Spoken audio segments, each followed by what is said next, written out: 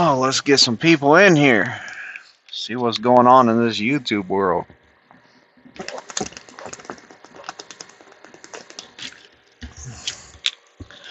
Because I don't know what's going on. Talk about trucking, I guess. Seems to be a good topic on a trucking channel, doesn't it? What is today? Today is Saturday night. So if you ain't out having fun on Saturday night, then maybe you're over here in my live stream. I've been really busy. I've been missing everybody's phone calls. I had some people call. I had one guy get in contact with me, had a problem. We got it fixed. So, what's going on, Diego?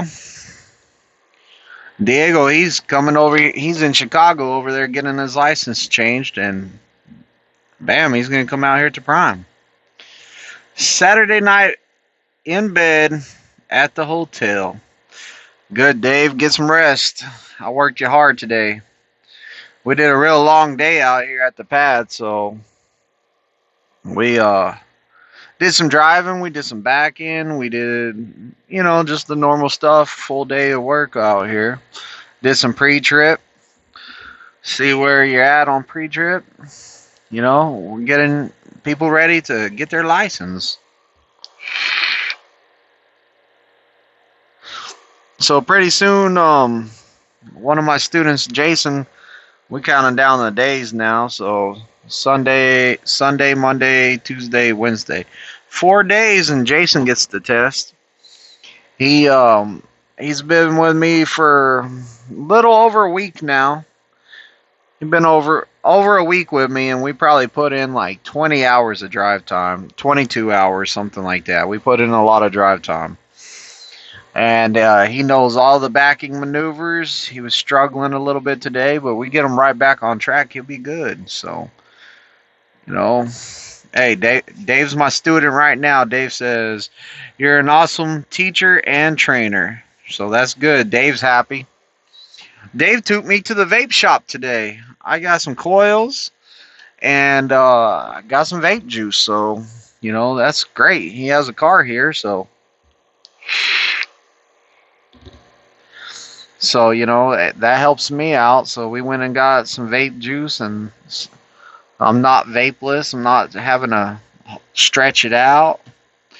Diego says, needs to wait on a bank statement from the Bank of America. I need to establish a residence before I can get a driver's license. So I guess you're going to have to get you an apartment or something. Get you a bill there, too. Hey, you're working on it. That goes back to some of my videos where I say, hey, get your life in order. That's part of it. You're having to take a lot of big steps to get out here and get your CDL. That just shows, Diego, that you want this bad. That's good. I mean, you came from I believe it's Costa Rica to here to better yourself, to get your CDL. That's good. That shows how much you want this. The students that want it real bad, they're out there doing pre-trip like crazy. They're out there more hours than I tell them to. Like I told Jason today, I said, hey man, if you don't want to come back this afternoon, I'm just going to have you do all the maneuvers. If you don't want to come back this afternoon, then bam, take some time off. So, you still training in Pittston or in Springfield? I'm still out here in Pittston. What's going on, Jesus? And that's right, Costa Rica is where Diego's from. What's going on, Billy Russ? Yeah, I'm over here in the Pittston still. I'm staying out here. I'm hanging out here. They treat me good here. Not even really they're treating me good here. It's fair here. I'm getting treated fair. That's what I like, is to get treated fair. I'm getting treated fair here. Everybody here has the same opportunity for students. They have the same expectations. Everybody here in Pittston has the same expectations. We're all equal here. So, I mean, it's great. I really like it here. I like Springfield too. There's a lot of great people in Springfield. I got a lot of friends in Springfield. And I kind of miss not being in Springfield because I would like to see some of my friends over there. I mean, there's some really good trainers over there that I wouldn't mind going and talking to. So, oh wow, that TV. I'm using my TV for light, and since my Xbox controller died, boom, there went my light. So I'll just turn on that light up there too, see what happens. Now it looks all green and like swamp thing up in here looking. But yeah, that's what we're doing. I lost track since it went so dark in here real fast. I don't even know what I was talking about. Oh, seeing friends in Springfield. That's what I was talking about. Like, I have a lot of great friends out there in Springfield, and, you know, I'm not getting to see them on a regular basis like I was. So, hopefully, like, I've been wanting to do interview with some of the other trainers out here, but, I've been kind of waiting because there's one trainer in Springfield that I want to be the first to come on my channel. And I've also been trying to grow to like 500 subscribers before I have him do an interview, because I really don't want anyone to miss the video, because he's a stand-up guy, he's a great instructor, and I really want everybody to see him. And like, it's probably going to be a really long interview, and I really want to do it. So be looking for that. There's a trainer out here in Pittston that I wouldn't mind getting an interview with him. The other day I had him take me driving. I said, hey, let's compare notes. I said, if I can learn anything from you, then it's going to be beneficial to me. And if you can learn anything from me, it'll be beneficial for you. So I had him go out and teach me how to drive, and he did an excellent job teaching it. He was very clear in what he was saying, and I could understand everything that he was saying. So, I mean, like, and I think highly of the guy. I've actually, like, whenever I was in the office the other day, I actually told the examiners and Richard Brock how much I thought of the guy. I said, look, that's a excellent trainer y'all have out here. He's a real good one. And they say, yeah, we think it too. We think that he's the best one in Pittston. And I said, whoa, what about me? I said, hold up. I'm all like, I came over here and tell them, hey, I really like this dude. I like the way he trains and everything. I like this guy. And it kind of backfired. They're pretty much like, yeah, he's the best one out here. I'm all like, whoa, what about me? They say, you're a Springfield guy. You don't count. I was all like, we're all trainers. Like, should we really be Pittston and Springfield? Is there like a divide there? I don't know. But we're all good trainers. We're all good trainers. I haven't seen really no bad trainers at all. But I thought it was kind of funny that, yeah, Diego's over there laughing. He thinks that's funny. But yeah, I couldn't believe it. I was like, they just said that? Like, I'm nothing? I was like, what about... No, you're good, but you're a Springfield guy. What's the difference? We train students. Like, we train students. There's no difference. But yeah, whenever I see a trainer that I really like and I really believe in, I'll speak up and I'll say it. I'll be like, look, that's a great trainer right there, and I believe in him, and he's doing awesome. And, you know, you can't change my mind because I believe in him and I think he's awesome. So, you know, and that's what I believe. But I would like to do an interview with him too, because I think highly of him, and he's a really nice guy. And he has the same passion I have out here on training. We have the same passion. We love to train, we love what we do, and we do it to the best of our ability, and it really shows in him. So he's a great trainer. Like, I'll tell his students whenever I'm out there and I run into them, I'm all like, you got one awesome trainer. Like, keep it up. Like, y'all are so lucky to have him. He's a good trainer. And, you know, it's the truth. So I'm a blunt and honest person. If I don't like something, I'll say it, and if I don't like a trainer, I'll say it. Like I'm not gonna. With that being said, I'm not really gonna put out like anyone on here that's not a good trainer. I'm not gonna say so and so is a bad trainer because they just because they don't train like me doesn't mean that they're a bad trainer. Everybody trains different, but you can kind of tell, like, you can kind of watch what's going on, and you can kind of see, like, I'm always watching everything, and I'm a really paranoid person from working at a prison system, so, like, I'm always watching everything, and I am really paranoid, like, I'm really paranoid, so I just keep my eye on everything, see how things are going, and, like, if I notice you and I'm like, wow, you're amazing, I'm gonna go tell you you're amazing. If you're just out here doing your job, then like you don't go above and beyond, then I'm just like, well, you're a good trainer. But whenever you get that title for me, amazing, that means you're amazing. And I think highly of the guy. He's amazing. And you can ask my students when we're out driving. I'm not. If they make a good turn, I'm all like, I don't tell them, hey, that was a good turn. I don't tell them nothing. Whenever they do a perfect turn, I'm gonna say, man, that's a good turn right there that you made. That's because we're out here doing a job. Like, I believe that if you're doing your job, you shouldn't really need positive re-encouragement. What's that for? What is it? So if you're out here just doing your job, then there's no reason for me to tell you, hey, you're doing a great job. You should know that you're doing your job. If you do it perfect, then yeah, I'll tell you, hey man, that was a perfect turn. Like, that's the most encouragement, like positive reinforcement I'll give you. Look, Nathan Hollis kicks the door open. He ain't playing around tonight. He must have had some more vodka or something.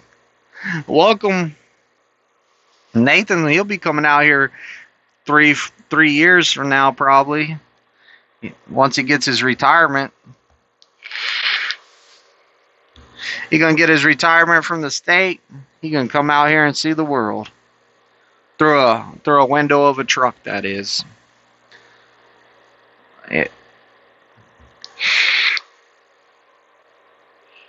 Yeah, Dave must be saying yep to I'm not good at positive re-encouragement. I just tell you if it's a perfect turn, I'll tell you, hey, that was a good turn. If it's not a perfect turn, then I'm just gonna not say nothing, or I'm gonna tell you how to improve it. If it's really bad, I'm gonna tell you how bad it is, and you're gonna learn from it. And ask Dave. I don't want to like put Dave out there, but hey, Dave, he was struggling. I kept on him. We kept going in circles until he was better. Once he was better, boom, we went on an even harder route. And the hardest turn of the day today, I was kind of nervous about doing it with Dave. I was all like, man, this is a hard turn right here. So I just explained to him, I was all like, look, this is a hard turn. You're going to have to go straight out, and you turn the way I told you to. And I didn't even tell him nothing. He traced that curb like a pro. I was like, wow. I said, I'm doing something right here. When you go past the stop line, you hear about it. Only way you'll learn. Oh, yeah. Dave kind of likes pulling up a little bit too far on the red lights. He likes being like up there. And I'm all like, man, you need to stop further back. And I meant to take Dave inside. I was like, whenever I get back, I'm gonna draw on the marker board and show Dave why we do what we do about that. So I just forgot to go take him in there and draw on the marker board. But I probably will tomorrow. I'll go draw on the marker board and I'll explain to him why we stopped so far back. That way he gets a better idea and he can see it better. I'll be in Pittston in mid-March. Well, that's good, Sean.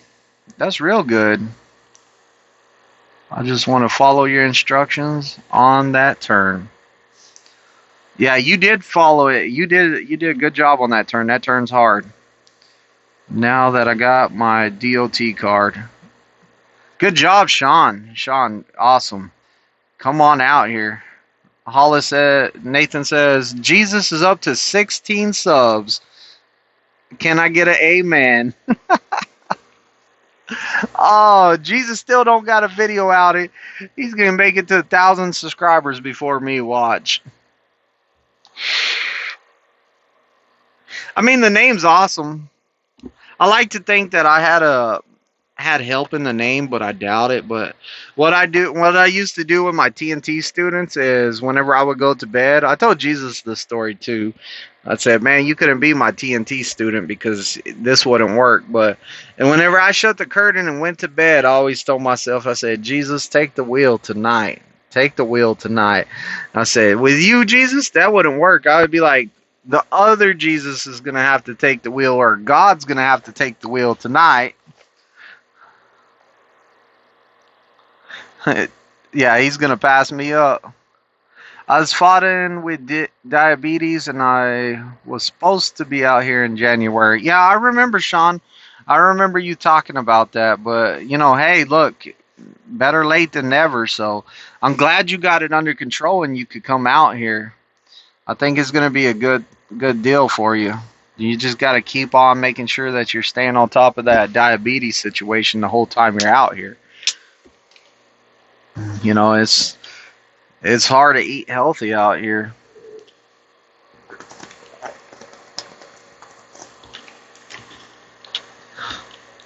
Sean, I'm gonna be. Let's see, Sean. If you come out here mid March, I'm going home around March. I don't know, like 18th, 19th, 20th, and 21st.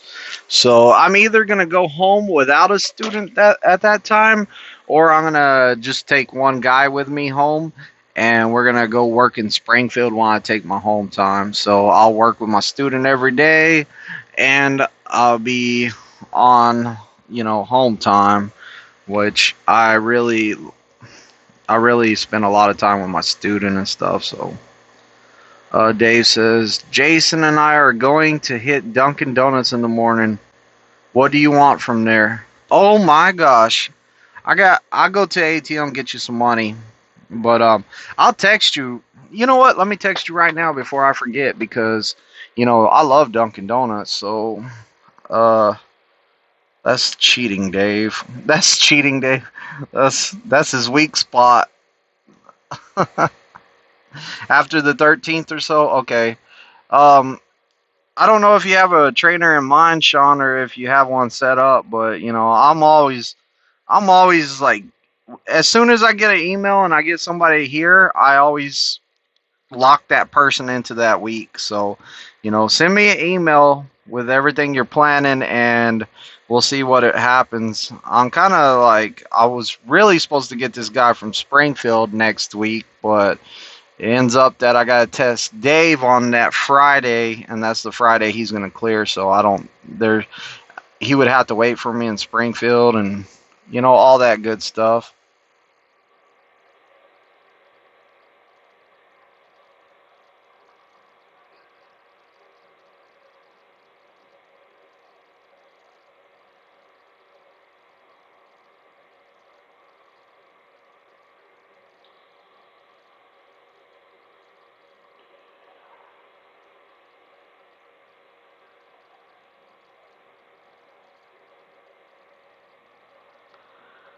All right.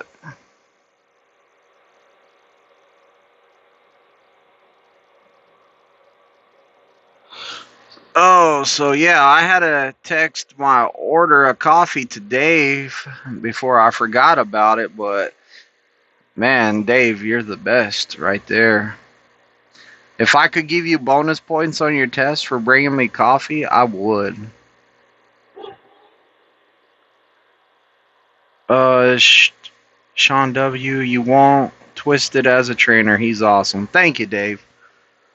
I look at I started, like, whenever I started this, I didn't know that I was gonna be getting students from YouTube on my truck. Like, I would have never guessed that I'd train anyone from YouTube, but now I've trained 4 students from YouTube. 4. So I mean, I believe in the matching process that Prime has with the computers here, but I look at each guy I get off of YouTube as a challenge because we might not match up on that computer. So, I'm all like, okay, there's a challenge there. I have somebody that I may not match up with. So now I'm going to have to figure out how to make it work. And so far I've been doing good. I think the harder the students I get and the more of struggle that we run into, the better it's going to make me. I like a challenge. Like my Jason kind of told Dave, he said, "Hey, whatever you do, don't let Twisted know you're just nervous, or you're gonna end up like me." So what happened with Jason? Is Jason got in the truck, and I was all like, "All right, we're gonna leave out this gate. We're gonna turn right. We're gonna go."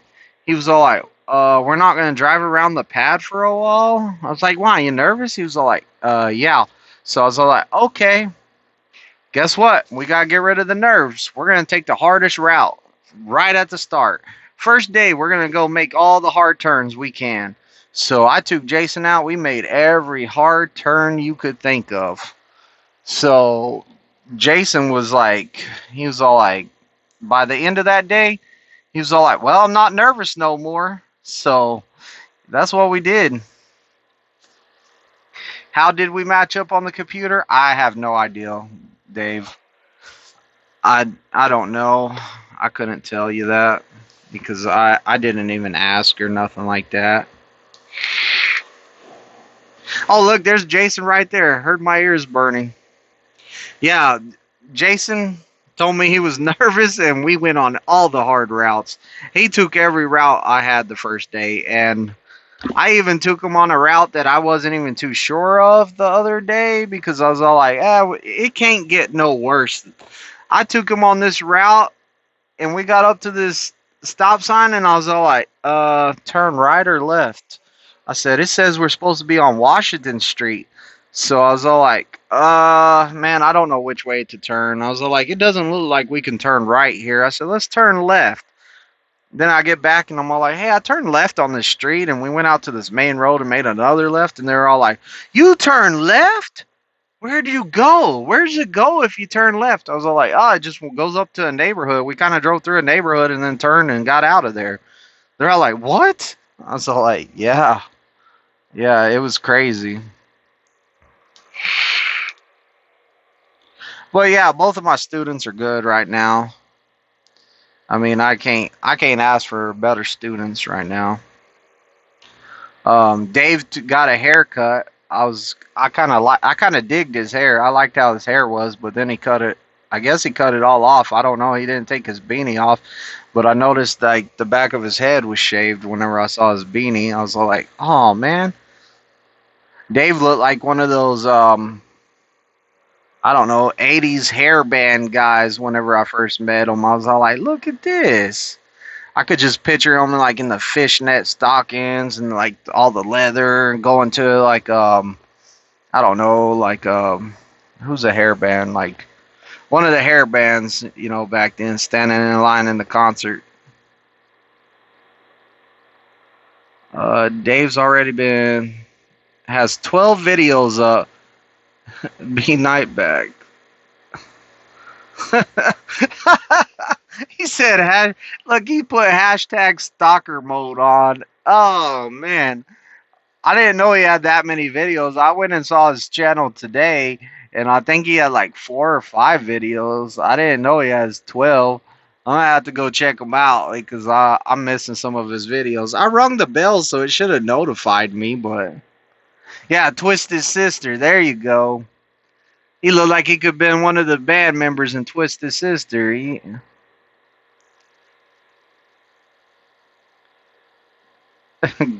Guyliner and all too.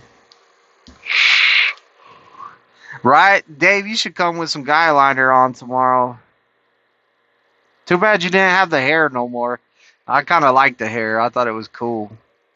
I used to have a mohawk, so I mean, like, I thought my hair was pretty cool. I like punk rock music, so like I was like, that's cool. But I was looking at Insane Clown Posse's new tour schedule, and I guess I won't be painting my face and going to the concert this year unless I go to Kansas City, which it's going to be like a 2 hour drive. So I might go ahead and do the 2 hour drive and still go to it. If I do, I'll paint my face and I'll probably do a video or something just so y'all can see how wild Twisted Big D is still. Dave says, I will pick up a wig. Hey, Dave, if you go pick up a wig, bring me one too. We'll both wear wigs in your trifecta picture. I ain't scared. I'll wear a wig. It'll be the funniest trifecta picture I ever seen.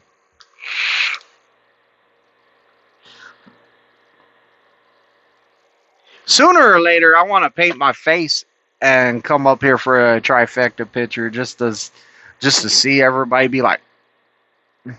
But my thing is, I don't want to make anyone nervous on their test. Like, could you imagine I come in here with my face painted and like somebody's has that clownophobia? I don't know what it's called, but they're scared of clowns. And I come in and they fail their test because they were so scared of clowns. Jason's gonna get a mullet wig. Jason told me today that if he could grow hair, he would like Dave had hair. He would cut it into a mullet. That's where that comment came from.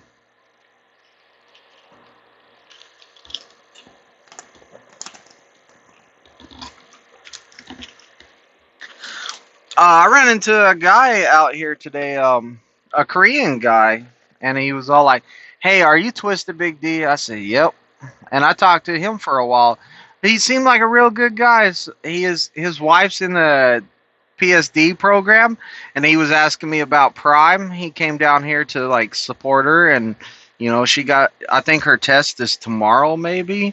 So he was trying to be the supportive husband and say, "Hey, you can do this." So.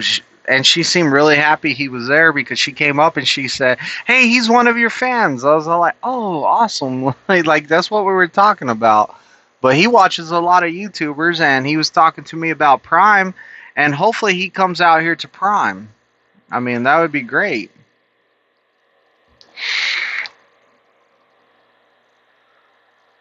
Imagine the teacher, oh, the tester's reaction. Yeah, Jerry, whoop whoop, whoop whoop, Jerry. See, I need Jerry for a student because, another Juggalo that would be more tempting to paint this face. It takes a while to paint a face, believe it or not. It's a process. You're gonna have to draw out your face, like whatever you design you want on a piece of paper. Then you're gonna stencil it on. Then you're gonna paint it, and it's hard. Jerry's testing on Monday. Shoot, good luck, Jerry. You got this, Jerry. Not good luck. It's all skill. So you got this, Jerry. Go do it, man. Get it out the way. Sean says, "Is it true about more drivers? There's more drivers than they have trucks." I've been hearing that. So the truth on the matter is, I don't know. Like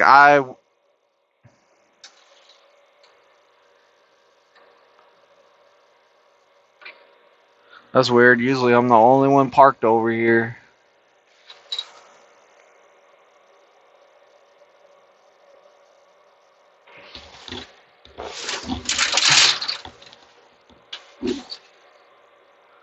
Oh man, I thought this dude was gonna back his bobtail into the front of my truck. I was like, I gotta get the air horn. He stopped like real close to my truck. I'm usually the only one out here, so when I heard a truck, I looked up. He was backing his bobtail right into the front of my truck, like dead into the front of my truck. So I was all like, "Oh, where's my air horn?"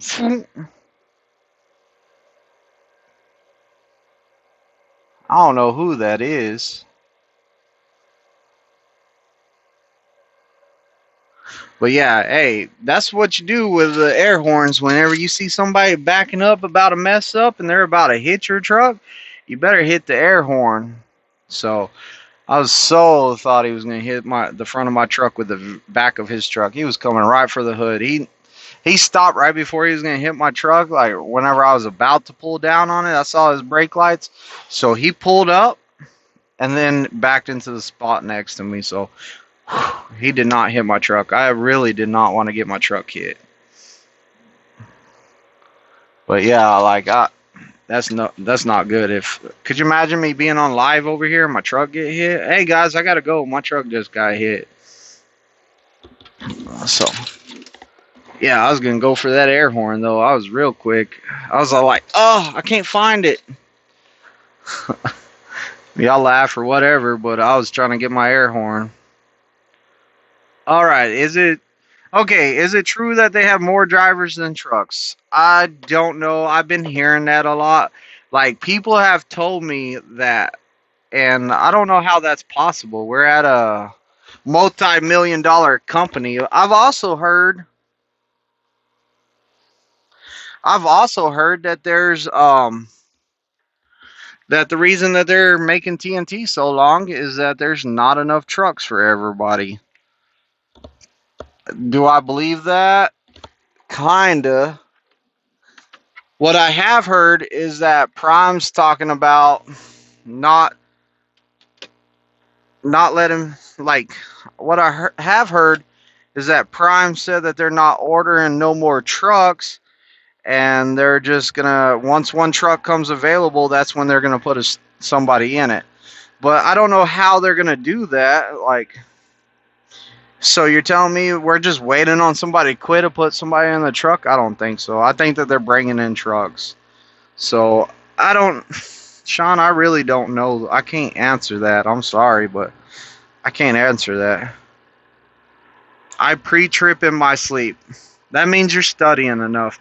If you're over there trying to sleep and you're thinking about pre-trip, then that's good because that means you're studying it. You should wake up in the middle of the night. That's not cracked, bent, or broken. Probably mounted secure. And then go back to sleep. Jason says, Jerry, I legit had a dream the other night. I was pre-tripping. Yeah, Jason does a lot of pre-trip. Jason wants this. Jason's studying. Jason's pre-trip today went pretty good. I mean, it was pretty good. I had to clean a couple things up here and there to make them a little bit better. So, you know, Jason's getting it. Jason's in-cab is spot on. Like, the pre-trip Jason did today, I would say it's passing. For sure passing. Is it 100%? It's probably like 99%. He's only missing a couple things. He forgets the tandem frame and release handle. That's all he forgets. He just, when he gets to it, he just goes blank. And then, you know, if there's a locking pin on something, you gotta say that it's in the lock position. Just remember that. Nathan says, haha, Captain Bananas. Dave is a hoot. Yeah, Dave is a hoot. The only thing is Dave likes to joke around sometimes whenever it's work time. That's the only thing. I mean, we're gonna have a good time. I mean, why not have a good time? But sometimes when it's work time and it's time to learn and study and stuff like that, it's time to work. You know, when it's time to work, it's time to work. When it's time to joke around and have a good time, it's time to joke around and have a good time. You got to find your flow right there. Like whenever you're doing, like when you're doing something serious and you're being real serious, it's not time to joke around. Whenever you're in between nothing to do, yeah, joke around all you want, but yeah, Dave's funny, man. Dave got it in the spot today. It was pretty cool. Dave got it in the spot today in a parallel, and he got out and he did his look, and he's all like, yeah! He's all like, Captain Banana's done it again, but he was all excited he got it in there. And then I was all like, look at how happy this dude is. He's happy. He just did a parallel and he got it in there. So I mean, like that, it was funny. I've had I've had Gifty was one that like got really excited after his test. So Gifty took his test the day he passed it, and I don't watch the test. I will not watch my students' test. I will stay in the building where I can't see my students' test. I don't want know nothing about it because I know once he comes in, he passed. That's all I care about. So Gifty passed his backing. I didn't know he passed his backing. People came to me and they're all like, "Hey, your student passed the back," and he was out there jumping up and down, dancing, waving his arms around. He was excited. So yeah, he was. Some people get really excited. So I'm guessing whenever Dave passes his test, after he trifectas, he's probably gonna be yelling something about Captain Banana over here in the yellow hat. I guess somebody gave him that name because he was wearing Dave comes out here high vis all the way. His beanie's high vis. His jacket's high vis. His jacket on top of his jacket's high vis. And I haven't looked at his shoes, but I wouldn't be surprised if his shoes weren't high vis, and I wouldn't be surprised if he had some high vis pants too. Like he's a walking highlighter out here. You are not gonna miss him. You are gonna see Dave. Like you will not miss Dave. So and he's really energetic and he's a good guy.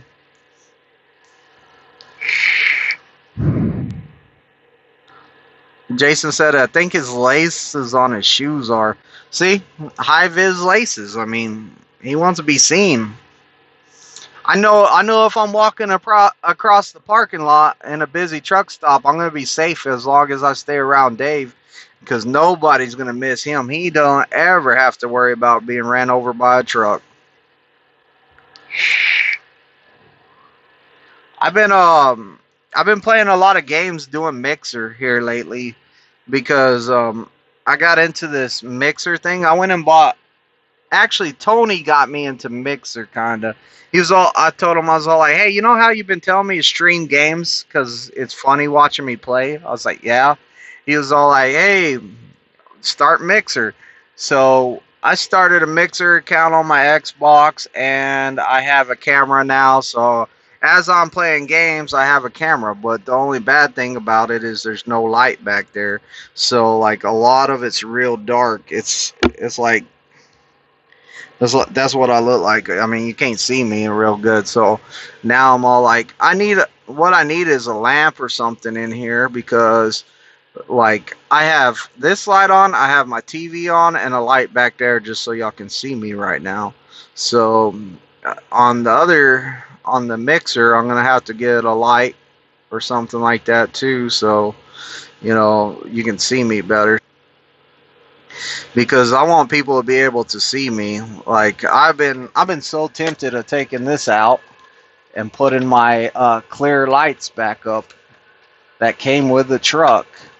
I mean, I like the green one, and everybody that gets in my truck likes the green ones, but can you see me better if I get rid of the green ones? I can't even pop it out of there. It's in there good. I mean, it's hard to put that thing in there anyways, but I don't know. I'll figure out something. I don't want to break it. Oh well, now I need to pop it back in since I popped it down. But yeah, I might pop that off sometime and see if it looks any better. Dave says, I even have a flashlight on my jacket too. Get the halo ring light? Yeah, maybe I need to invest in some lighting.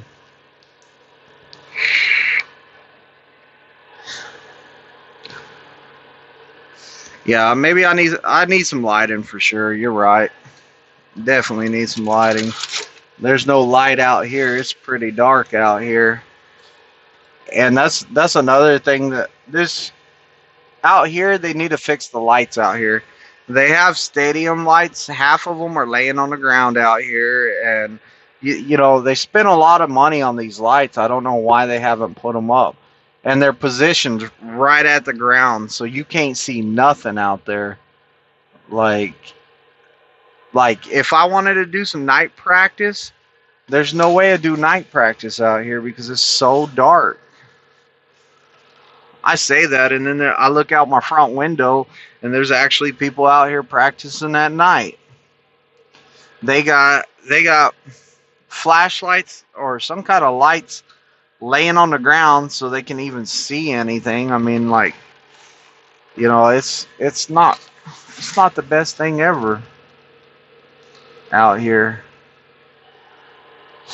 I mean, I don't know. They need to work on lighting, really lighting out here.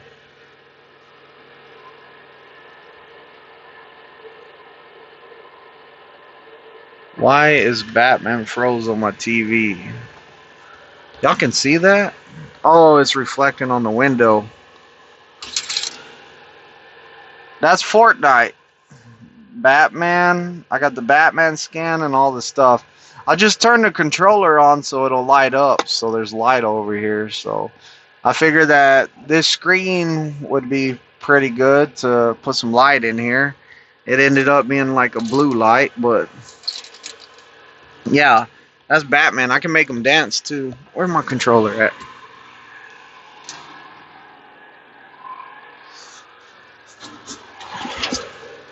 We'll mess with Batman.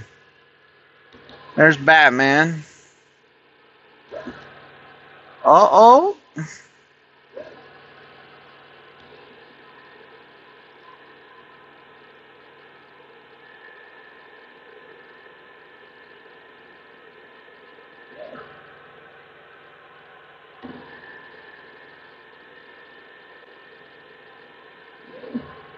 Yeah, Batman, I got a whole bunch of stuff for this. I haven't been playing it long, but I got a whole bunch of stuff on here. I even got the old school Batman. This Christmas tree guy. I don't know what that is. Don't know what that is. Look at that guy's beard. I need a beard like that. Grow my beard that long, always tripping over it. I like that guy. Let's see here. I like that guy. That's one of my favorite ones. I play with that skin all the time, and I play with that skin all the time. But yeah, that's Fortnite. The hashtag banana beer. And bring the Batman. There's actually a banana guy on this game. I don't have him, but there's one on there. But yeah, I've been playing a lot of video games the last few days. I've been playing a lot of Call of Duty and different stuff like that. Trying to, like, at nighttime, whenever it's me time, I'm just over here playing my video games and just kicking it. So I started Mixer, and I play on Mixer for like maybe 2 or 3 hours every day just to try it. I got 0 views on Mixer, so like nobody watches me on Mixer. Or I got 0 subscribers or whatever on Mixer, so I don't know how Mixer works really, but I know that you play video games and people can watch you on there. Oh, wow, Jason, you're allergic to bananas slightly? Stay away from Dave. Stay away from Dave. My old teammate, he was allergic to watermelon. There was only like one type of watermelon he could eat, so like he couldn't eat watermelon. His throat would start swelling up, his lip would get real big. I mean, like, watermelon would jack him up.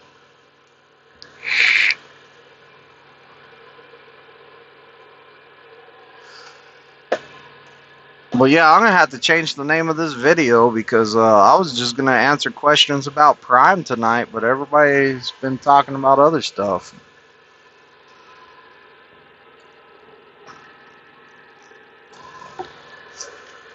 I don't. If y'all want to watch a pretty cool video, I sent my wife a birthday cake for her birthday. If y'all watch that video, it's kind of cool. It's a birthday cake. She pops the top off, and it does some amazing stuff. I don't want to spoil it.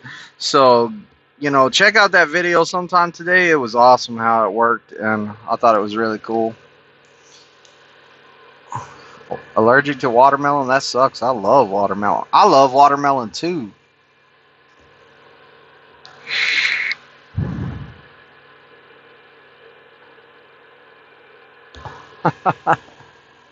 I ain't even reading that comment. I'm not reading that comment.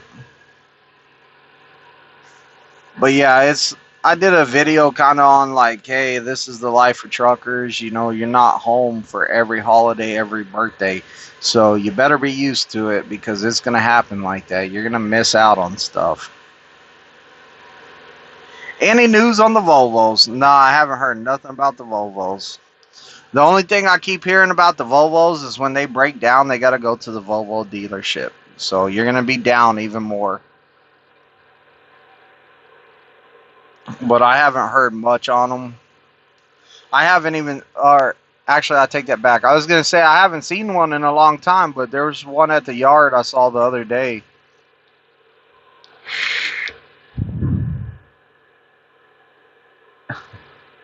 Yeah, I know it's a movie quote, but still, I still ain't reading it. But yeah, so the Volvos. I don't know what's going on with the Volvos. I would like to see more. What I want is to see is some Kenworths out here. Like I want a Kenworth. I, I mean, it's just what it is. I would like to have a Kenworth. They look nice. Like I like how the truck looks. I think it's a real nice looking truck.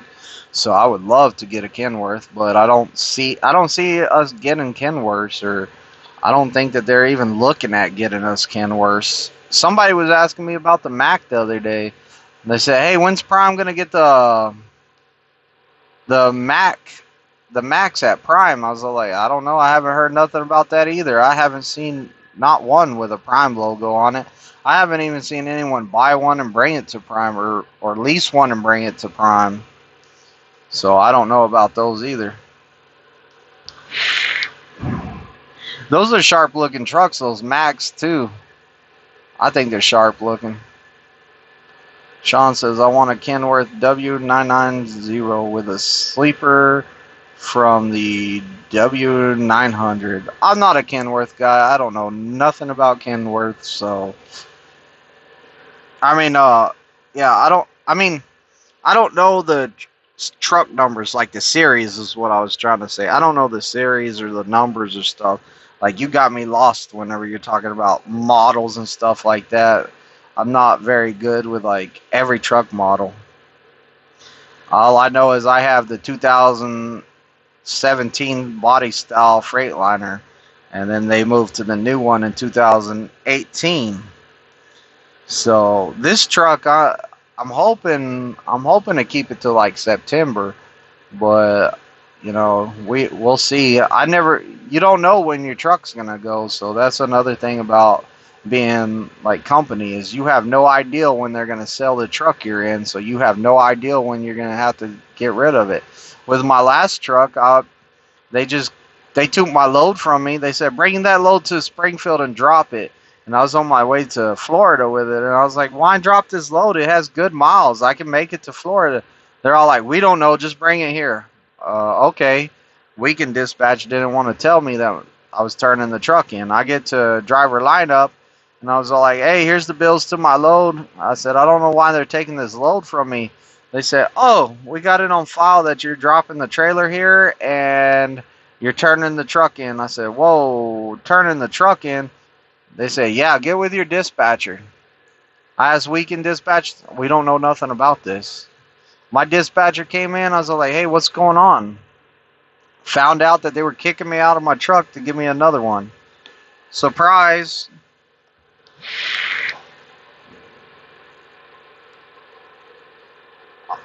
Dave, you need to start doing some voice impersonations on your channel. The W900 is the old long hood.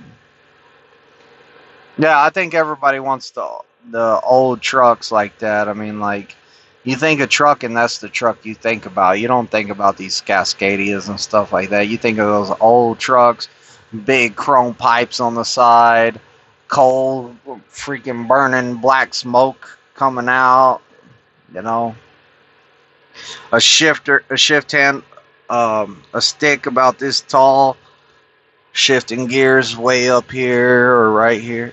Like, that's what you think about trucking.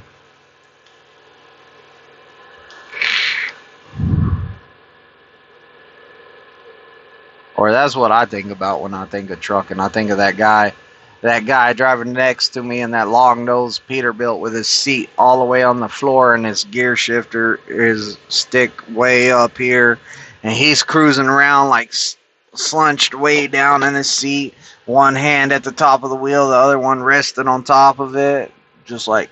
Then he just throws his two fingers up like, "What's up?" Drives on past you, boom, gone. That's what I think of. I see it so much that that's like the common thing nowadays. You know, the guys in the nice trucks running down the road when we're over here in just your fuel economy truck.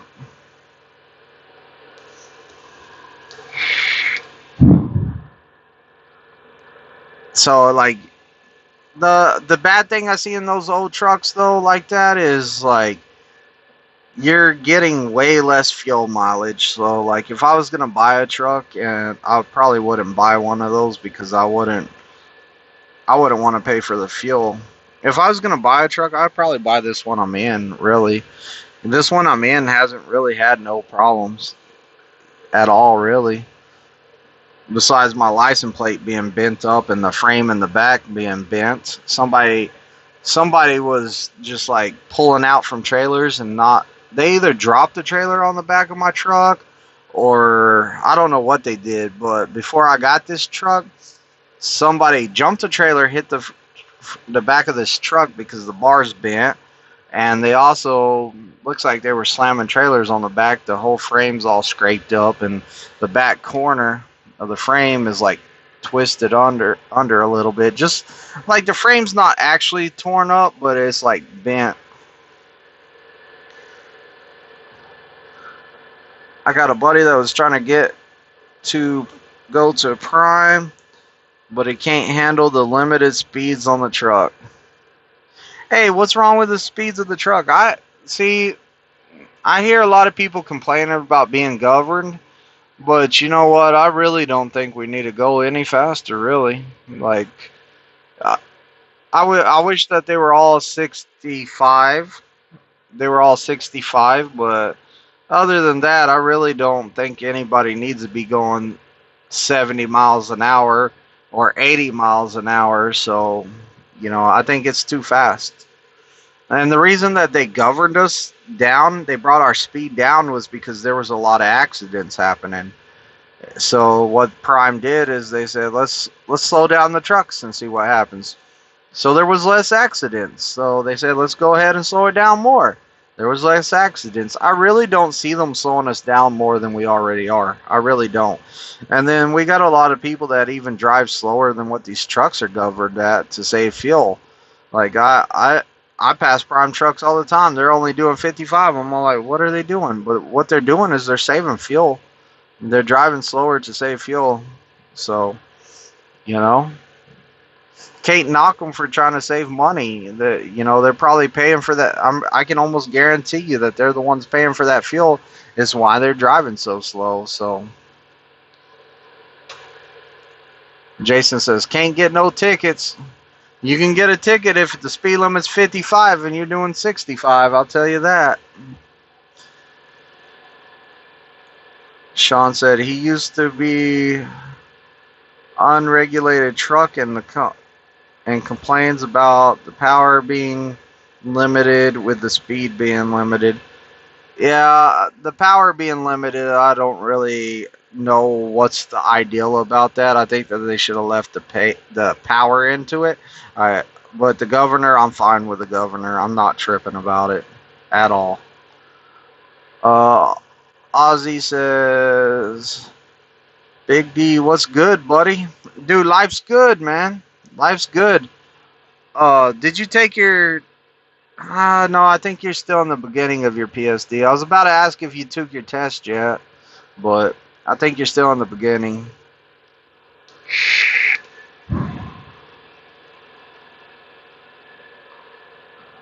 Jason, LOL, no idea what you're referring to, sir. Yeah, me either, Jason. I mean, when the trucks when the truck says speed warning, I don't know.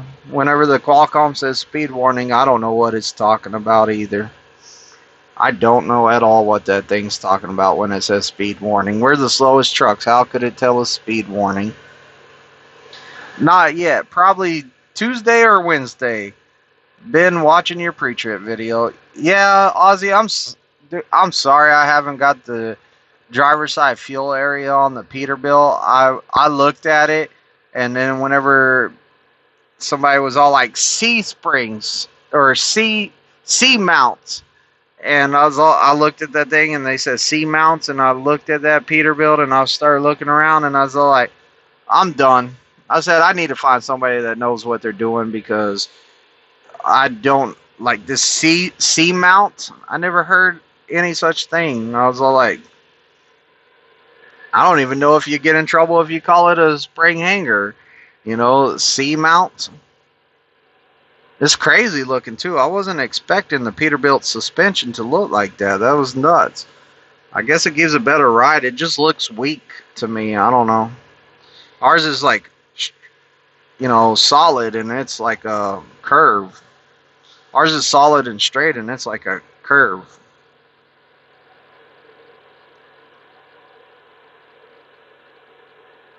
Ozzy said, never heard of it. Check it out. Yeah, I don't know. I didn't want to make a pre-trip. And mislead anyone. So, I know somebody with a Peterbilt. I was gonna get with them and find out because to me it was all uncharted territory. Like I did the engine pre-trip. Jason was with me and I had to restart that engine pre-trip like 4 or 5 times to get it down because I was all like, that's not right. That's not right. This is over here. Like, I've been doing Freightliners for so long that I was just lost on a Peterbilt. So, like, whenever I get my new Freightliner, the other day I saw somebody with the new Freightliner's hood open. I went over there to check it out, and I was all like, wow, this even looks different than mine. I was all like, wow, I'm going to have to really update my pre-trip video because the new Freightliner is going to be a different pre-trip video. That way it looks exactly like it looks on the truck they're studying on. So I really kind of hope that I get into a new truck pretty soon just so I can redo my pre-trip videos and get them more on the trucks that people are actually testing on. Because I kind of feel bad that I looked at my pre-trip, my truck, and I did the pre-trip on my truck. Then I go see the new Freightliner, and I was all like, it's the same thing, but it looks different. Like the steering gearbox and hoses, like the steering gearbox on the new one's down lower than it is on my truck. It's like way down there, and like the tie rod and the drag link and the linkage looks different. So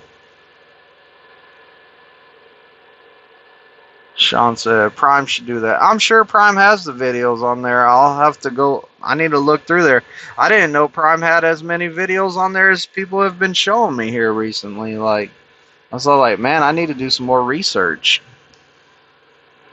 I've been finding out for the last few days, I've been finding out new Prime YouTubers that I need to follow and watch their videos that I didn't know about too.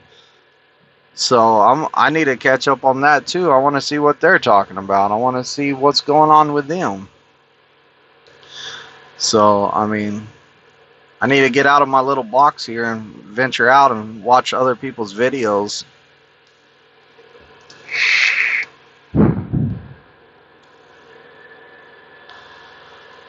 Man, time flies.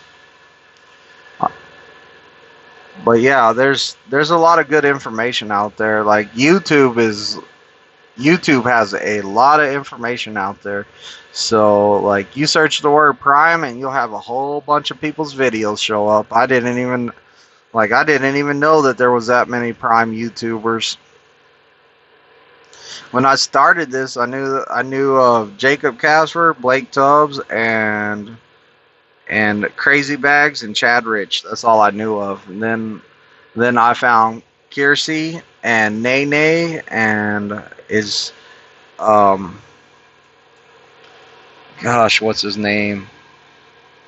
He has the barbecue channel too. I've been watching him here recently. I've been watching a lot of his stuff, but he was talking about how he has a barbecue channel too.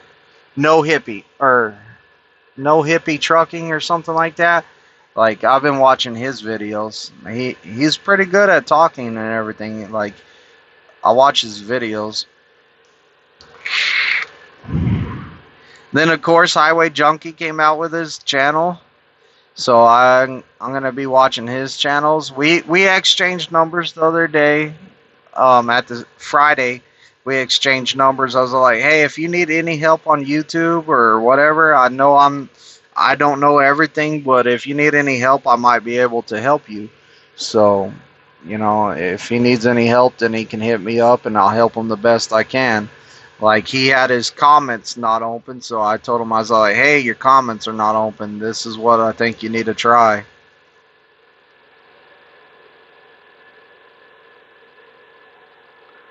Grateful Tread Trucking has a YouTube. Okay, is he a Prime driver? Because I want to watch the Prime drivers. The people that are not working for Prime, like I really don't watch them too much because I have no idea what they're talking about whenever they're talking about some stuff. I'm all like, what is this guy talking about? Jason Bailey, well, yeah, I need to start one once I get out of my room. Oh, out on my own.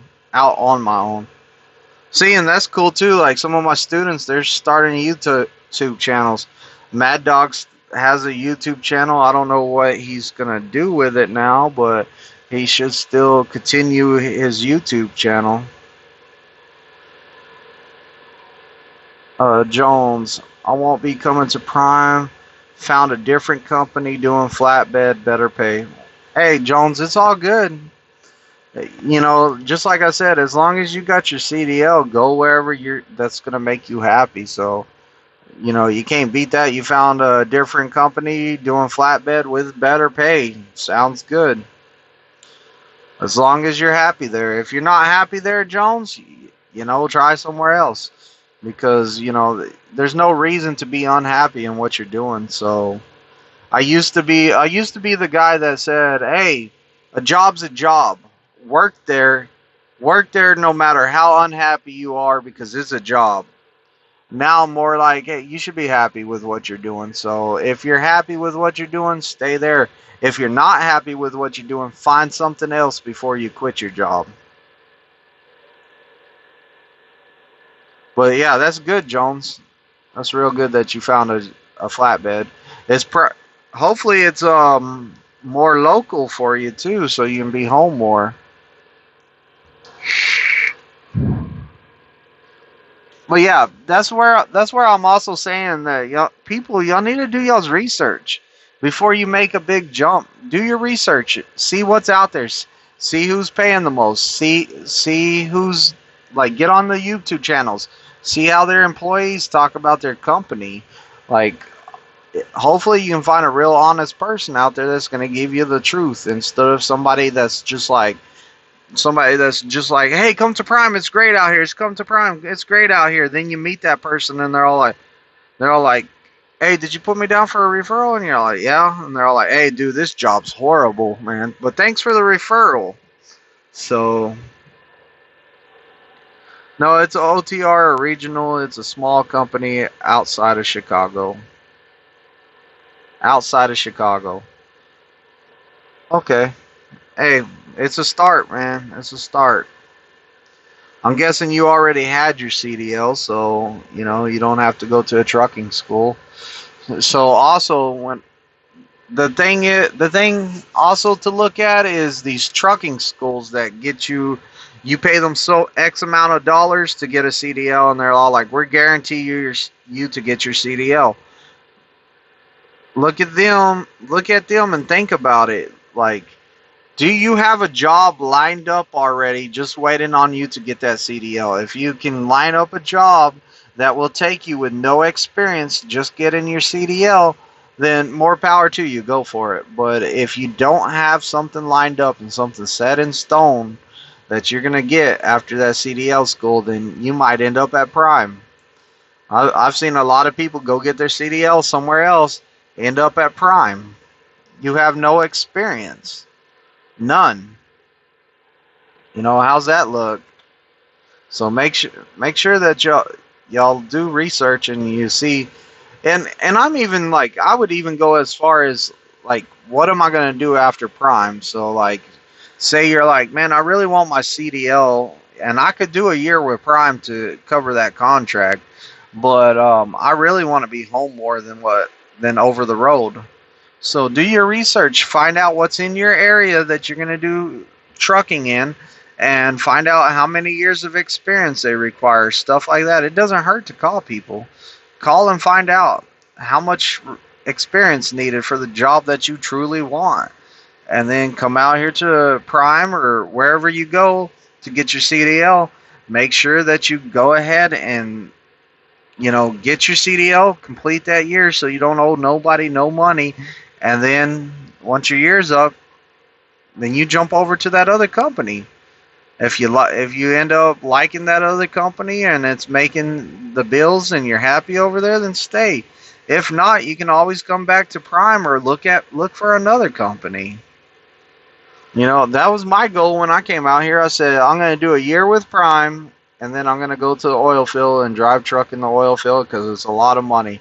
And I was just seeing dollar signs. Then I came out here and I looked into it all, and I was all like, man, the oil field's always up and down. They'll hire you, they'll lay you off. It's long hours. It's not going home all the time, really. It's like work. And I was all like, man, I don't know. You know what people are always going to need? They're always going to need food. So Prime delivers food. So guess what? I was like, man, people are always eating. You can't live without eating. So I was like, you know what? I'll just stay with Prime. Like, it's guaranteed. It's a guaranteed job. And also, by the time it was time to make that decision, I became a trainer and I started getting my trainer pay, and I started to love training people. Like, at first I was real scared. My first student, man, I was so nervous. I was scared. But you know what? Luckily, he was a real easy student and we did great together, and I got him his CDL and it felt great. My second student, we worked together. He tested out. He didn't pass on the first time. I was like, what did I do wrong? But what it was is his nerves. He retested, boom, trifecta. And he's still, to this day, my favorite student because he kept it real the whole time. He kept it real. He still my favorite student because even though he didn't trifecta, I don't care about the trifecta. He still got his CDL, but he was a really great guy, and he was like, man, he's such a cool dude, and he was real blunt and honest, and we could talk, and we were just real blunt and honest with each other. We had a great time. It was one of my favorite students. I feel like me and him clicked so good, and because man, we just clicked so good. It was sad that he didn't trifecta, but the trifecta, now that I think about it, the trifecta is not even what's the most important thing. The most important thing now, back then I was looking at it like, oh man, he didn't trifecta. I'm all like, oh no. But now, I've been doing this for a while, and I'm all like, the trifecta is not even the most important thing. Most important thing is to get that person their CDL. Jones says, I want, where we at? Jason said, training and company so far has been awesome here. Training and the company has been awesome here at Prime. Pretty happy with my decision so far. And Jason's my flatbedder. Jason's gonna go flatbed, so he's my flatbedder. So he gets it with me. He's getting to see what it's like on the reefer side. He's working hard. You know, us reefer guys, we work hard. We have to turn those landing gears. Oh man, don't get me started. Break a sweat. Like it's hard work. So he's seeing how hard us reefer drivers work, unhooking the glad ends, putting them up, opening reefer doors. You know, it's hard work. We do solid labor out here on the reefer side. Don't let those flatbedders tell you otherwise. But you know, he gets to see how hard we work, and then he's gonna go see how hard the flatbed guys work. So he gets to see both worlds. So I don't know. Flatbed is some work. But I always joke with him. I'm always like, oh man, we're doing some hard work today, lowering these landing gear.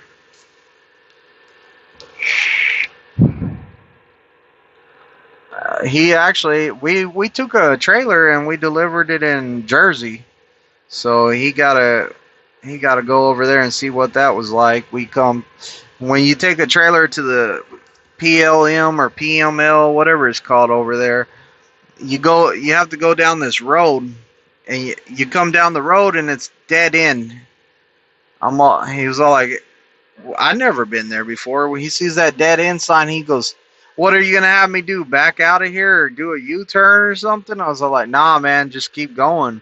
I said, "I heard about the dead end sign." I said, "Just keep going." We just kept on going all the way around through a junkyard. We're going through a junkyard. I was all like, "Just keep following the road, man. We'll find it." We saw a PLM sign. I was like, "Look up there." We went all the way up there. I think it was PLM, whatever it was. We went up there. We got to drop the trailer off. He got to back it into a spot. You know, we had to crank the landing gear down. It was a real tight spot. There was probably about that much room on both sides. I mean, it was real tight. And we had to put the trailer in there and lower the landing gear. It was something else. But we got it done, so I mean, that's what matters.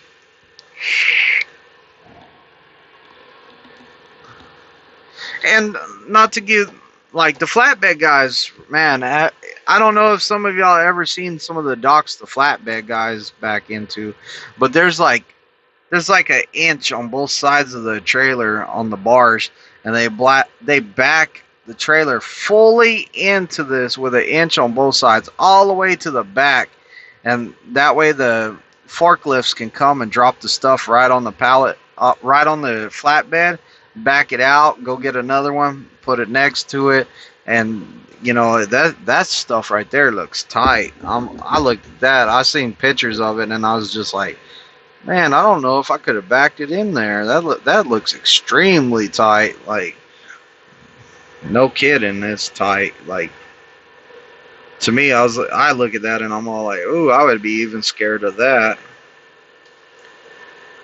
Jones says, at my last day at my local job, I was telling them I was doing flatbed over the road, and one of the drivers said it was a stupid decision. Wow. You should have told him, hey, you ain't me. You ain't me. I'm me. I know what's best for me. I'm going to go flatbed. I'm going to go somewhere else.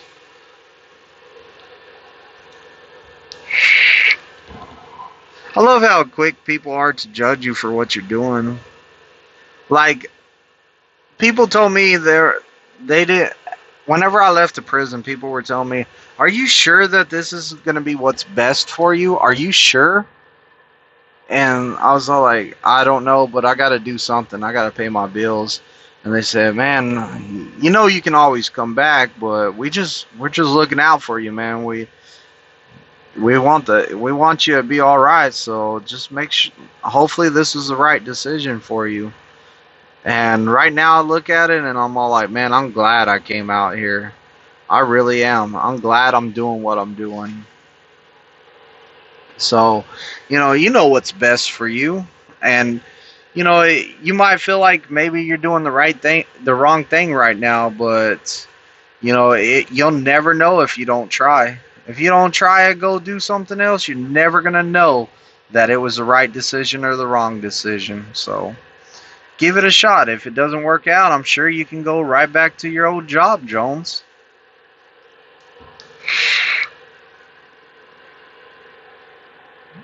But yeah, that's what I say. Give it a shot. See what happens. Come back come back a year from now. Go see that same guy that told you it was a stupid decision and tell him, "Look at me now." You roll up in your nice car and, "Hey, look at me now, dude. Was it a stupid decision? You made the stupid decision by staying here. Look at what I got now. Look at what you have." But yeah, flatbed. My problem with flatbed is, and I am like really scared of something falling off, like a trailer. Like I would be so nervous about something falling off the side of a trailer. You got that stuff, like especially when you don't use tarps. I drive past that stuff and I'm all like, man, some of that stuff could fall off, or even worse than that.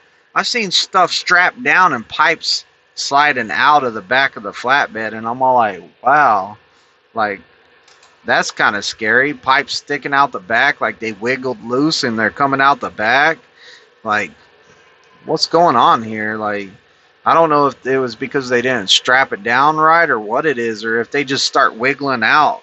But I've seen those flatbed trailers with some of those pipes hanging way out past the back of the bumper. I'm all like, ooh. So that's why I kind of stay away from flatbed. Tanker, I stay away from tanker because I don't like the surge. I don't like the war stories these tanker guys tell me about the surge. And one time I seen a tanker flipped over. Like they came and woke us up. I was in a rest stop. They came and woke us up and said, "Get out of the rest stop," because what happened? Tanker parked on the side of the rest stop, like a parallel park on the side, and I guess two of his tires were on the wet grass. Well, I guess it started sinking in, and all the liquid became on one side of that trailer till it just flipped over. Bam! Hazmat spill right there at the rest stop. So they shut down the whole road. I'm all like, not good. So like I kind of stay away from that too. Like I didn't choose reefer. Whenever me and my buddy were just doing our research, we did a whole bunch of research, and when we called Prime, we were talking to the people at Prime, and they said, "Oh, y'all are gonna do a team? Pretty much, y'all want to go reefer then, especially in Texas. You want to be reefer." Little did I know that probably in Texas, flatbed would have been better. I would have been home a lot more if I was in Texas, because there's a lot of flatbed stuff in Texas. So, but hey, you don't know that stuff whenever you're new to the game. Whenever you're green, you don't know about that stuff. Yeah, that's what my boss said. I'm always welcome back. I don't burn any bridges. That's right. You don't want to burn bridges. I've had students before that are all like, "Man, I can't even go back to where I came from." I said, "Why not?" He said, "Man, I burned a bridge. I told them off. I left on bad terms. Some of them, I didn't even tell them I was leaving. Stuff like that." I'm all like, "Whoa, what if it doesn't work out for you? Or what if you hate trucking? Now you can't go back to that place." So, I mean, I don't like leaving a bad taste in people's mouth. So I don't try to leave on bad terms. Yo, there's Chris Smith, my old teammate right there. We gave our 2 weeks notice in at our job. We both did. So if we ever needed to go back to the state for some reason, it's still open. And I've even looked at the truck driving for the state just to check it out. And I was all like, man, I still got my retirement in there. So I was all like, I could go back and do that again if I wanted to get the rest of my retirement. Like 13 years there. I got 13 years of retirement built up there. I can go back and do that some more and get that retirement. You know, we'll see what happens. You never know what your future holds for you. Right now, I would love to say that I'll never leave Prime and training's for me for the rest of my life, but you never know what tomorrow brings. I might get, I might just one day say, you know what, I'm done with Prime. I'm going to go to another company. This year, no, end of last year, it almost happened. I almost left Prime for another company. I wasn't happy with some stuff that was going on, and I was like, I'm about to leave. I'm about to leave. And I was real close to leaving, but I fought through it, and things changed, and I ended up in a better position. So now I'm in a better situation, and everything's going good here. So I don't feel myself leaving. That's right, Chris. You got to find the company that works for you. Jones, keep watching my YouTube, man. I like your questions, and I like you watching. So definitely, I don't care that you didn't pick Prime. Like, I'm not upset about it. Maybe you can find some useful stuff on my channel too if you ever need it. But yeah, definitely find what works for you. Like I've been saying, like I'm not gonna pressure anyone to come into Prime. That's a life decision right there that you're gonna have to make. If you choose to come to Prime, then that's great. Maybe I can train you. If everything works out. You know, I like Prime. I think not having your CDL, not having a CDL, and needing to go to a school or get your CDL if you need to get it. I think Prime's the best for it. That's my honest opinion. I think the training you get at Prime, how you're treated at Prime, how much you're paid is all the best, is how I feel. And Chris says, I like Prime, but I found a local job that works for me. So Chris came out here. We both had the same goal. We're going to come to Prime. We're going to get our year done, and then we're going to leave. So Chris left. I'm still here. Chris found him a local job that gets him home all the time, and he's making enough money that he's doing good. So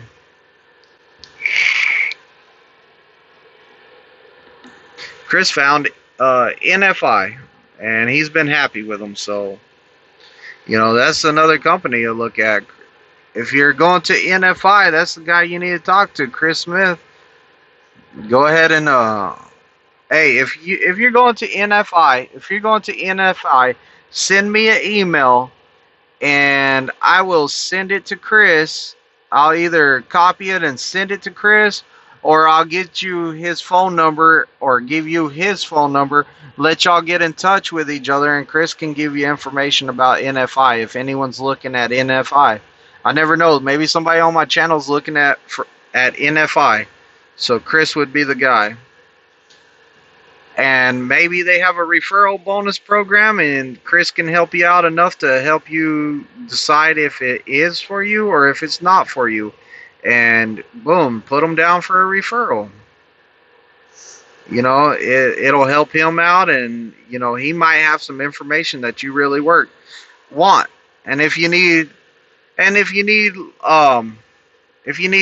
like local information, I'm sure Chris wouldn't mind helping you there too. So like if you want to know how local stuff's going, I wish he would start his channel.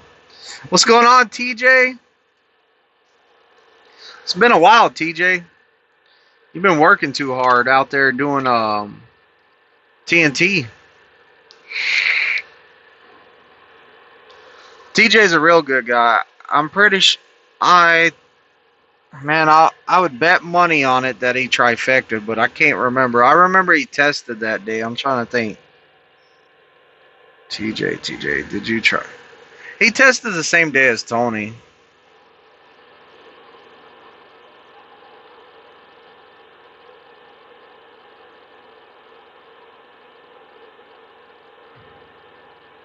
Nobody wants to see me slinging my beard around. Yeah, I covered 2,000 miles in 2,000 miles in 2.5 days. 1, 2, 2.5 days. Okay.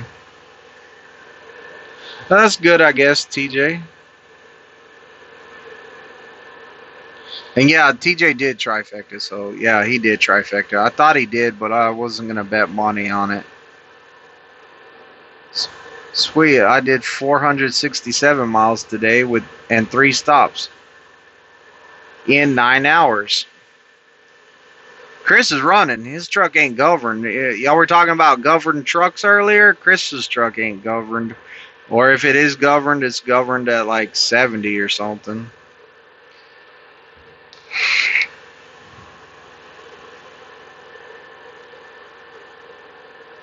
I don't know too much about NFI, so I don't know if they govern their trucks or not. There's an NFI over there on the corner. I've seen it. They have a lot of trucks over there. 68, old Freightliner like yours. What happened to your Volvo, man? Thought you were driving a Volvo.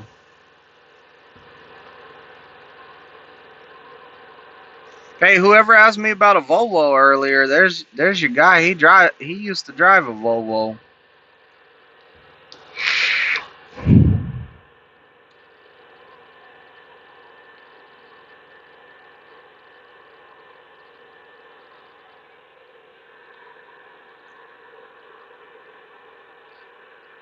But yeah, whatever y'all find, make sure it fits you.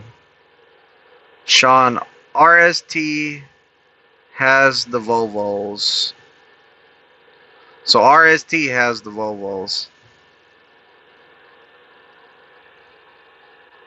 Man, whenever I came out here, Chris and we worked a back gate at the prison, and whenever the trucks would come in, we had this guy that drove a Volvo. So when we would have to search any vehicle that came in there. So we would get in the Volvo, and I was always telling Chris, man, this Volvo's nice. Like everything in here is nice. It looks like awesome in here.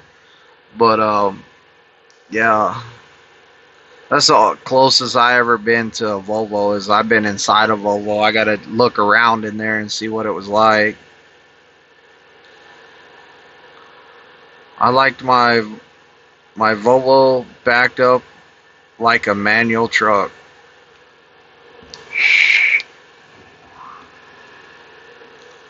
I don't know if that's a good saying or a bad saying, because I remember that manual truck. We hit some docks pretty hard in the manuals. The automatics are smooth backing into those docks. You can back it up so slow you don't even know you're against the dock. You're like, you hit on the gas and you're all like, that sucker's like flat against the dock. It won't go no more. Yeah, I'm still in Pitts. TJ asked me if I'm still in Pittston and how's the new students doing. I'm still in Pittston. I have 2 students and they're doing great. They're exactly the same way thinking too. Like they think about everything. Like they think the same things all the time. I hear them saying the same things. They're 2 completely different people, and at different times they say the same thing. They're all like, "What's up with the tires on the line?" I'm all like, "We're not looking for the tires on the line. We're looking at the cones." So like, but they're doing great. They're gonna both trifecta. They're gonna do good. They're both gonna get their CDL. They're gonna do good.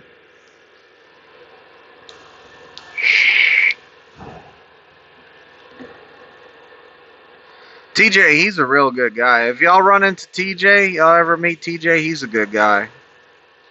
Real good guy. Chris Smith says, need to get you a second home up here. There's so the wife and kids can come see you up there. Oh, I need to get another house in Pittston so they can come see me. My wife's against it. She don't want to come up here. I told her, I was all like, look, if this training pad would have been built before Springfield's, I would have moved up here. I said, this has been one of my favorite states to drive to come to. Like I love this state. Like the trees are, it's beautiful over here. The trees and everything is beautiful. Like I wanted to move to Pittston, or not Pittston, but like I wanted to move up in this area because it's not like Texas, man. Where we're from in Texas, Chris, it's so flat you can watch your dog run away for 7 days. There ain't nothing to look at over here. You got all the mountains, the trees, the lakes. There's creeks or streams or whatever they are, rivers. I don't know. And there's a lot of stuff over here, a lot of nature over here. The only thing I don't like about this East Coast is you never know when you're going through cities. Like on some of the routes I take my students on right here, I'm all like, we just went through like 4 or 5 cities, and it feels like we never left the first one. Chris says we breathe dirt over here. Yeah, and if any of you guys watching right now have never ever seen a haboob, yeah, a dirt storm, search Lubbock, Google Lubbock and dust storm, and you're gonna see the crazy dust storms that they have. Like you'll see it coming in. You'll be like, man, the sky's getting brown over there, and then it just looks like this giant wall, of like brown coming towards you. And then next thing you know, you can't see nothing out your house windows. Like it just pitch black. Middle of the day, it's pitch black outside like it's midnight. You can't see nothing out there. You just hear the wind blowing, and it's nothing but sand out there. You can't see nothing at all. And I feel bad if you're outside when that happens. I couldn't imagine driving with one of those hit. I mean, you can't see nothing out there. It's bad.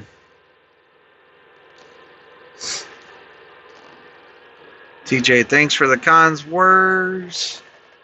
Pal, time for me to get a coffee and start my shift. Heading to Denver. Well, TJ, be safe in Denver, man. Hopefully there's no more snow over there coming off the top of those mountains blowing down on Denver. But be safe, TJ. Drive safe. Yeah, Denver's a nightmare. Denver's a nightmare. There's only one place I park at in Denver. If I'm staying the night in Denver, there's one place I park at. It's the drop yard.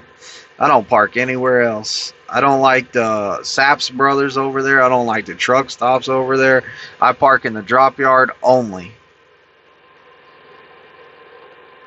So, like, Denver's traffic is out of this world, too, man. Denver's traffic is horrible. You never know when they're going to have a rush hour. It's like at all times when they have a rush hour.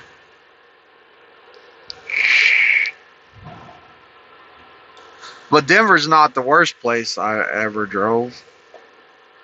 My place that I dread the most is Atlanta, Georgia. I see Atlanta, Georgia, I'm like, oh no. No. I don't like going to Atlanta, Georgia. After that, it's probably New York. Going anywhere through New York City or Washington D.C. or that area right there is pretty bad too. You can be stuck in traffic for a long time. You always got to plan like 2 or 3 hours ahead to go through stuff like that. LA is pretty bad, but LA keeps moving. The LA traffic will keep moving. I mean, it's pretty bad, but it's real slow, but it continues to move. So I never worry about LA. I plan extra time to account for that, but as Chris always said, you want to drive into LA at night and come out during the day. Because what happens is everybody's going to work in the morning, so you don't want to be in that traffic coming into the city, and then at night everybody's leaving to go home. I used to say, man, these people out here in LA, they just drive in their car in that traffic. They're all like, oh, I'm going home. As soon as they get in the driveway, they go inside, take a shower, pack a lunch, and they get in their car and come right back out to get in that traffic just to go back to work. That's what it feels like. I heard another driver fell off the bridge you keep trying me to take. Oh, Chris is talking about the Chesapeake Bay. The bridge over there, the Chesapeake. Yeah, I seen that too. I seen that another truck got blown over. Chris was scared of that bridge. I don't even think he ever drove across it. I can't remember. I don't even think he took it. He was always like, "We're going around it. We're going around it. We ain't going on it." But the Chesapeake Bay, like, I love that bridge. Really, I like going across it. What you do is you drive on the highway on this bridge, and then the bridge will go into a tunnel. And what it does is it goes into a tunnel underneath the water. You drive underneath the water, and then you come up and out the other side. And then you drive across the bridge even longer, and you go under the through a tunnel under the water, and come back up and go across the bridge even more. So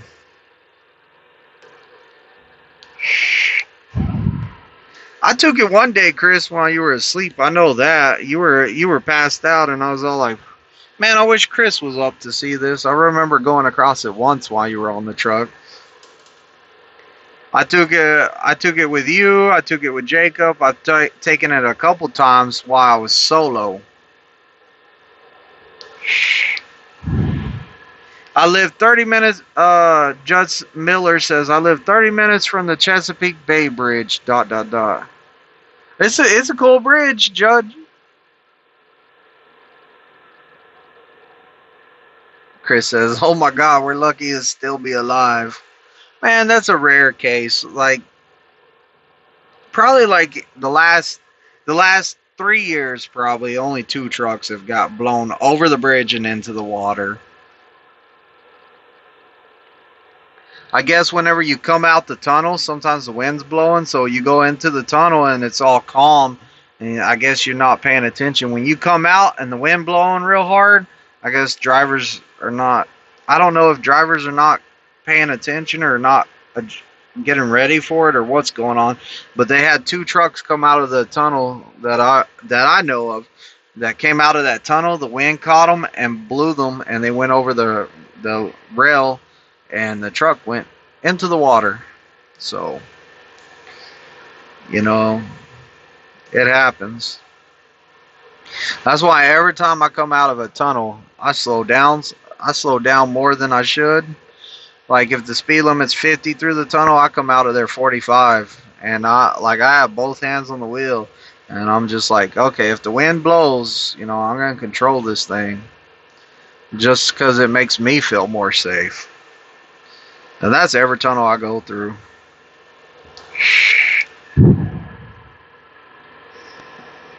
I'm the captain of the ship, so I'm going to drive safe. Remember, you're the captain of the ship. If you don't feel safe driving, then don't drive. Good night, Jason. I'm still going to play video games tonight, so I'll be waking up about the time you get here. I'm going to be like, oh, God. Because I still got to get on Mixer and play some Call of Duty, because I haven't played Call of Duty on Mixer tonight. But yeah, have a good night, Jason. But yeah, Prime is all about the driver's safety. I think that they're the top company that comes in mind that cares about the driver. If they're nice, plenty of coffee in there. Yeah.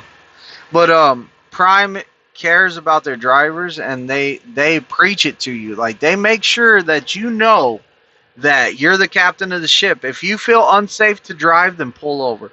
I've pulled over maybe 2 or 3 times and said, "Look, it's unsafe. I'm not driving no more." I know one of them was in Wyoming. The wind was just blowing so hard, and I was empty. I delivered in Wyoming at a Walmart. I got out of there, and my truck was empty. So the wind was howling through there, and I had enough time. So what I did was, I was like, I have enough time to get a 10-hour break. So instead of me driving all the way to the next place, I'm pulling it over, calling it a night here, and I'm going to leave in the night, because I feel like the wind kind of dies down during the night and early morning. I feel like the wind in Wyoming kind of dies down, so that's what I was going for. So I just took a 10-hour break. The place I was going to had overnight parking, but I was like, I'll just take a 10-hour break here, play it safe. So I let the fleet manager know on a message. He said, that's fine. He's all like, just let me know if you're going to make it or not. So I'm leaving for the day, let night dispatch know. I said, okay, I sure did park it. I sure did. And there was no problem. He didn't argue with me. I didn't get no grief. I parked the truck, took a 10-hour break, got up, went inside, used the restroom, came out. I was like, oh, it's not windy anymore. So, yeah, later, Chris. Sorry I missed your phone call today, man. I've been busy. But, so I took me a little break and got up that night and no more wind. The other time I shut it down was in Michigan. Me and my student were driving, and it was getting icy, and the roads were not salted. Like, and the stuff was piling up, and I was like, man, they're not keeping up with the roads good enough. I told my student, I said, we're gonna pull over in this Pilot, and it was packed in there, and I had to pay for parking, but I was like, we're done driving. I said, I don't want you. He was like good at driving in the ice and snow and stuff, but that stuff was getting me scared. I was all like, I said, I know you're not scared and you're good with it, but we're gonna pull over and just call it a night. I said, we got plenty of time on this load. I wanted to drive another like 2, maybe 3 hours, but I was like, we're just calling it a night right here. So that's what we did. And that time I didn't even have to tell dispatch because we still had enough time to make the load. And then another time, my student Tyler, we were on TNT. He driving through all this snow, and he was telling me it was horrible. He saw some chain up laws in effect, so he pulled over into a rest stop, and he was all like, he woke me up. Hey, the chain up laws are in effect. I was like, what? I said, is that bad out there? He's like, yeah, it's horrible. The roads were bad. And I was like, you didn't wake me up? He was all like, nah, man, I had it. So I was all like, I messaged dispatch. I said, hey, it's bad out here. We're calling it a night right here. So after he went to bed, and I woke up for my shift, and I got up and I sat in the front and I waited for a while, kept checking the weather apps and stuff, and by then the truck stop, that little rest area was a mess of trucks, and they're all like, all the guys were all like, we ain't driving, man, we ain't chaining up, we ain't driving, it's not worth our lives, and blah blah blah. Well, about an hour later, a snowplow came in there, and he was plowing the rest area.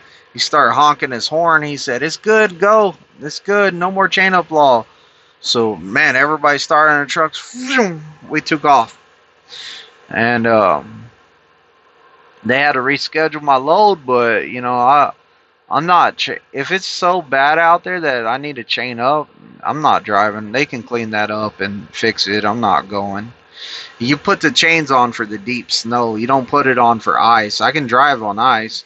Deep snow and stuff like that, I look at it like this. Whenever you get into that deep snow and you have to put chains on to get traction, I think of it like this. You take a car and you put a big mound of freshly snow there. Put the car on top of it. Yeah, it's going to sink into it, but you're trying to drive on powder, like real slippery, powder everywhere. Like, that's not for me.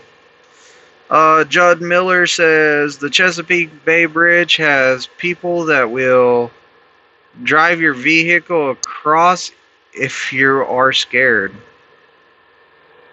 Really? Wow. Do you have to pay for that? That's crazy.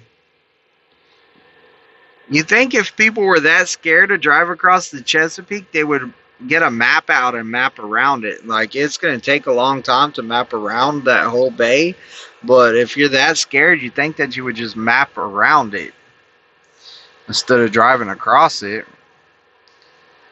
Hey, million mile man. Oh man, I'm always go $1 million man. Dang, Ted DiBiase ruined me. But hey, there's Trucking with $1 Million Man. Y'all subscribe to him if you haven't. He's a good guy. Oh man, we just chilling talking about Chesapeake Bay and captain of the ship and stuff like that, and all kinds of stuff. We talked about video games earlier. I'm not sure if you have to pay or not. That's still crazy that at the Chesapeake Bay, if you're scared, they'll have people drive you across. That's nuts.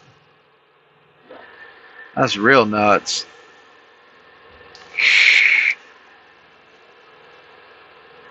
I don't know. I mean, some people are scared of heights. I had a student that was scared of drowning. He didn't know how to swim, so every time we would go across a bridge with water under it, he would grab that steering wheel so hard, and he was just scared. He wouldn't, like, he was focused on like not staying in his lane and going. He was all like, "Hey man, if this bridge broke and the truck fell in the water and I was drowning, would you save me?" I said, "I would try to." I said, "If you start dragging me down," because that's why a lot of people get in trouble. They try to save somebody, the other person's freaking out too much, and they drag them down with them. I was all like, "Dude, I'll try to save you." I said, "But if you start dragging me down, I'm just going to kick you in the chest to get you away from me, and I'm going to swim off, dude. I'm going to be real with you. I'm just going to swim off and leave you." I said, "Every man for themselves. If you start drowning me, I'm kicking you away and I'm going." He's all like, "That's messed up. I have a kid." I said, I got 4 kids." I said, "What do you think? I got 4 kids." So I was all like, man, I was all like, "Dude, I would try to save you, but, I'm going to save myself, Would it be better if you just drowned or me and you drown?" I mean, I'm just being real. So I'm going to live. I want to live. I'm going to live. I'm going to fight, and I'm going to live. I got fight in me. Million Mile Man says, "How was your day?" Oh, it was a good day. I worked, got up about 7 in the morning, and we didn't finish till, oh man, I don't even know. We were probably out here till like 4 in the afternoon, maybe. I don't know. There's my Wi-Fi. Hey, y'all make sure y'all watch her birthday video. My wifey's birthday video. You'll get a cool surprise whenever she opens her cake. Like, it's awesome. Like, I watched it so many times because it makes me smile. See, like, it's funny. It makes me smile. Like, I rewatched it and watched each kid's reaction to what happens when that cake opens up. Like, I was all like, "Okay, I'm gonna watch this one, then I'm gonna watch this one, then I'm gonna watch this one, then I'm gonna watch my wife." I mean, like, it's a great video. You don't have to watch the whole thing. Just you can skip right after the intro. I talk for like 7 seconds, and then boom, there it is. If you watch the in between the points, yeah, it'll bring a smile to your face. But that's something we do out here over the road. We can't be home, so we'll send something home. And I told my wife, I said, "Hey, do you mind recording this?" I was like, "I want you to record this. Put the camera in front of it, have everyone there, and open it up." And I knew what it was gonna do. She didn't know what it was gonna do. She was all like, nothing better jump out, or I'm gonna beat you up, or something like that." But take a look at it. I don't want to spoil it. Keegan says, "Out of a tunnel equals wind bad." Yeah, Keegan. That's why whenever I come out of a tunnel, I always slow it down. I'll slow it down 5 under, or maybe more.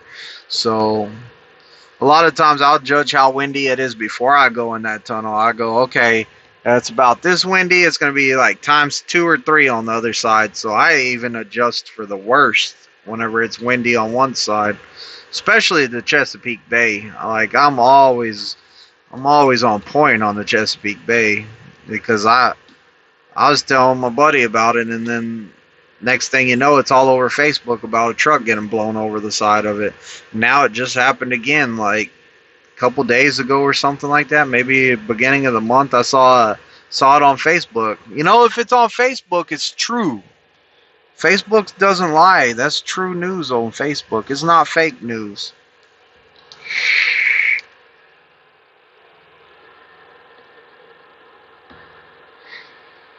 Yeah, out of the tunnel. Okay, out of the tunnel equals bad winds.